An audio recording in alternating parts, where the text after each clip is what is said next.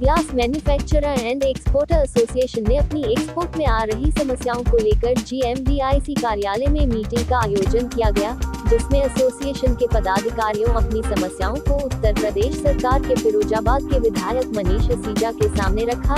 इस मौके GMDIC के GM अमरेश कुमार पांडे भी मौजूद रहे। पदाधिकारियों की यह समस्या है जो वह इस समय जो एक्सपोर्ट कर रहे हैं उस पर डबल GST लग रहा है, उसमें प्रत्येक एक्सपोर्टर्स का 10% से 12% का नुकसान हो रहा है। वहीं सभी पदाधिकारियों की बात सुनकर विधायक मनीष सिसोदिया ने सबको संतुष्ट करते हुए उन्हें आश्वासन दिया कि वह अपने लेटर पेपर लिखकर मुख्यमंत्री जी को अवगत कराएंगे।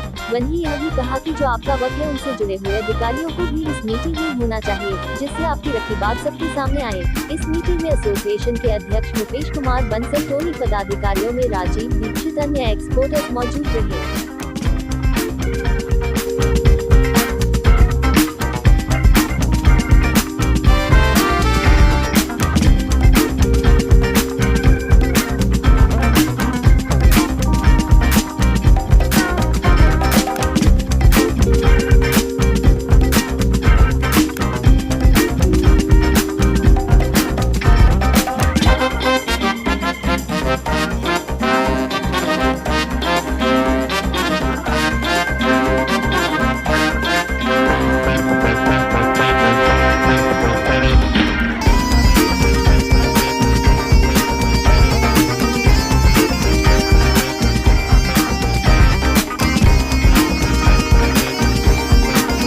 कांच चूड़ी उद्योग के लिए पूरे भारत में प्रसिद्ध रहा है और लगभग 70, 80 और 100 वर्षों के आसपास से परंपरागत कांच का उद्योग यहाँ पर चलता रहा है। बदली परिस्थितियों में फिरोजाबाद के उद्योगपतियों ने, अनेक लोगों ने अपने स्तर पर कुछ उत्पादों के निर्माण किए, उनके डेवलपमेंट्स किए और उन्होंने इनडायरेक्ट एक्सपोर्ट के माध्यम से अपने उत्पादों को अपने देश की भूमि से बाहर पहुंचाने में सफलता प्राप्त करी।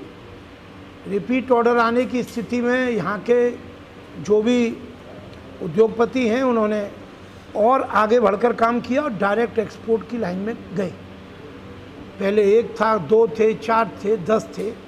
अभी आज इस बैठक में मुझे जानकर इतना अच्छा महसूस हुआ कि लगभग 2000 इकाइयाँ डायरेक्ट और इनडायरेक्ट एक्सपोर्ट के काम में लगी हुई। कुछ ऐसी इकाइयाँ हैं जो डायरेक्ट एक्सपोर्ट कर रही हैं, कुछ इनडायरेक्ट एक्सपोर्ट कर रही हैं, कुछ इन इकाइयों के लिए जो सहायक इकाइयों के रूप में काम कर रही हैं। और इस पूरे विस्तार में लगभग 2-3 लाख के लगभग श्रमिक कह लें या छोटे बड़े कामों में लगे जुटे लोगों को इसमें रोजगार भी मिल रहा है। इससे आगे की कड़ी देखें तो फिरोजाबाद का जो निर्यातकों का एक जो संगठन बना है, एक्सपोर्ट एसोसिएशन, वर्तमान में इसके 108 रजिस्टर्ड सदस्य। आगे की बात में जो सबसे बड़ी बात आ रही है वो ये है कि अंतर्राष्ट्रीय बाज़ारों में जो फिरोजाबाद या भारत के प्रतिनिधि के रूप में फिरोजाबाद का जो हैंडीक्राफ्ट है उसका जो निर्यात है वो बहुत सारी कठिनाइयों का उसे सामना करना पड़ रहा है। जो बहुत ही विकसित देश है वहाँ पर ऑटोमाइजेशन हाई लेवल का है, वहाँ पर अनेक प्रोत्साहन और सुविधाएं हैं, बाज़ार पहले से स्थापित है।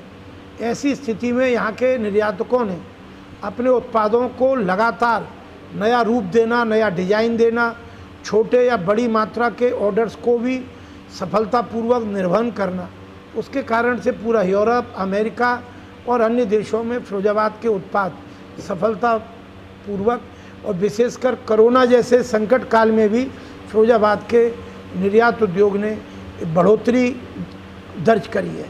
उनसे ये आज बैठक थी।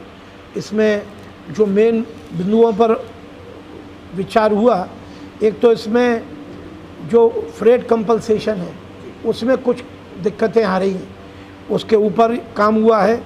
एक इनकी जो ड्रॉबैक है, ड्रॉबैक में कमी आई है WTO के।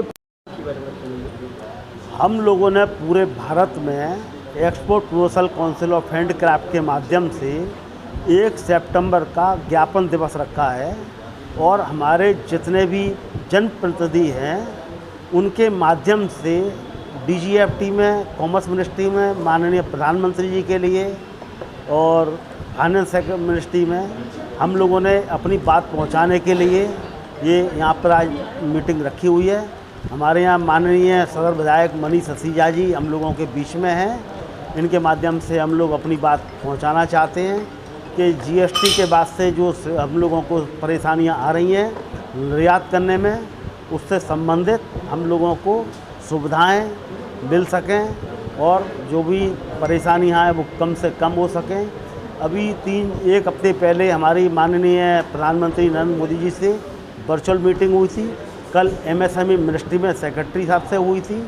तो सब लोग लगातार इस कोशिश में हैं, भारत सरकार, उत्तर प्रदेश सरकार, कि कैसे हम अपने जो लोकल से ग्लोबल की तरफ ले जाएं। हमारे जो इस समय का निर्यात है वो कैसे एक साल में दुगना हो, इसके लिए कार्यरत हैं और हम उनको जो भी हम लोगों की अपेक्षाएं हैं उन तक पहुंचाना चाहते हैं अपने जनप्रतिनिधियों के माध्यम से।